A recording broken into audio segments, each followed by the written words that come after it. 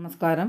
ഇന്ന് നല്ല ഹെൽത്തിയും ടേസ്റ്റിയും ക്രിസ്പി ആയിട്ടുള്ള ദോശ റെഡിയാക്കാം. ആദ്യം തന്നെ ഒരു പാത്രത്തിൽ ഒരു ബൗൾ ചെറുപയർ, 1/4 ബൗൾ ഉഴുന്നുപരിപ്പ്, ഒരു ബൗൾ പച്ചരി ഇട്ട് വെള്ളമൊഴിച്ച് നല്ലപോലെ കഴുകി 5 മണിക്കൂറേക്ക് കുതിർക്കാൻ വെച്ച് 5 മണിക്കൂറായി.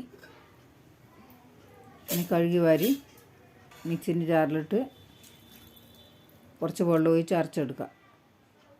നന്നായി അരച്ചെടുത്തിട്ടുണ്ട്. ഇനി ഒരു പാത്രത്തിലേക്ക് ഒഴിച്ച് കൊടുക്കാം. ബാക്കിയുള്ളതും അതുപോലെ തന്നെ അരച്ചൊഴിച്ച് നല്ലപോലെ ഒന്ന് മിക്സ് ചെയ്ത് അടച്ച് വെച്ച് ഒരു 8 മണിക്കൂറായി. അടപ്പ് തുറന്ന് നല്ലപോലെ പതച്ച് വന്നിട്ടുണ്ട്. ആവശ്യത്തിന് ഉപ്പ് ഇട്ട് നല്ലപോലെ ഒന്ന് മിക്സ് ചെയ്യണം. കുറച്ച് വെള്ളം ഒഴിച്ച് കൊടുക്കുക. ഇനി അടുപ്പത്ത് ദോശക്കല്ല് വെച്ച് ഓയിൽ പുരട്ടി ദോശ ചുടാം. ഗ്യാസ് ഫ്ലെയിം കുറച്ച് വെക്കണം.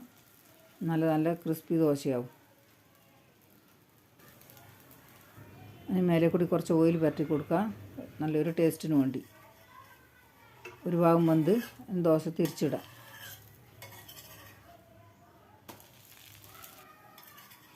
ഒരു ദോശ റെഡിയായി, നല്ല ക്രിസ്പിയായി വന്നിട്ടുണ്ട്. അതുപോലെ തന്നെ നല്ല ടേസ്റ്റും ആയിരിക്കും. രണ്ടാമതും അതുപോലെ തന്നെ ചുട്ടെടുക്കുക.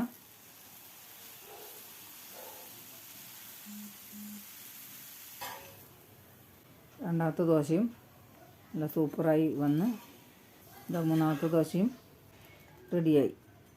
ഇതുപോലത്തെ ദോശ നിങ്ങൾ ഉണ്ടാക്കി നോക്ക്. ഉണ്ടാക്കിയിട്ടില്ലെങ്കിൽ നല്ല സൂപ്പറാണ്. സാമ്പാർ ചട്നീൻ്റെ കൂടെയെല്ലാം കഴിക്കാം. ഇഷ്ടപ്പെട്ട ലൈക്ക്, ഷെയർ, കമൻറ്റ്, സബ്സ്ക്രൈബ് ചെയ്യണേ.